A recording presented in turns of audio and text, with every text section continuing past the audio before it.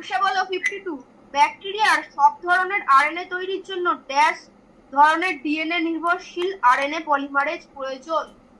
বলো রূপসা। এ করেছি 3। এ করেছো, এতে কি আছে বলো?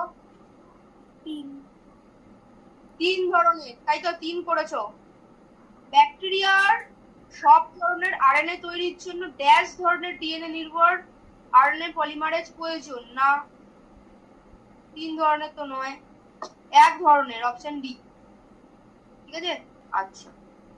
53 ডিএনএ এর একটি স্ট্র্যান্ড থেকে জেনেটিক তথ্য আরএনএ এর মধ্যে কপি করাকে ড্যাশ বলে। এটা আমাকে বলবে হচ্ছে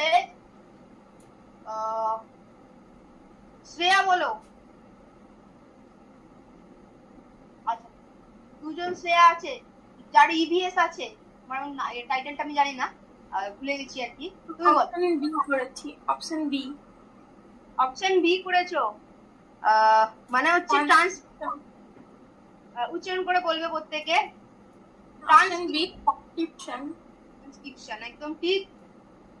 আচ্ছা, নেক্সট অহনা বলো। আচ্ছা, আগের পার্টে কি কেউ বাকি রয়ে গেছিল? অনেকে লেফট করছো, জয়েন করছো, তো আগের পার্টে কি কেউ বাকি রয়ে গেছিলে? জিজ্ঞেস করা হয়নি এমন কি কেউ আছো? আছো কি? 54 তাহলে অহনা বলো মিথাইল গুয়ানোসিন ট্রাইফসফেট সংযুক্তিকরণ ড্যাশ পদ্ধতির সাহায্যে এবং ড্যাশ উৎসেচকের উপস্থিতিতে হয়ে থাকে। 54 ম্যাম আমি 54 সি করেছি। 1 নাম্বার হচ্ছে ক্যাপিং আর 2 নাম্বার হচ্ছে গুয়ানাইল ট্রান্সফারেজ। একদম, এটা তো বুঝেই যাচ্ছে তো গুয়ানাইল ট্রান্সফারেজ হবে।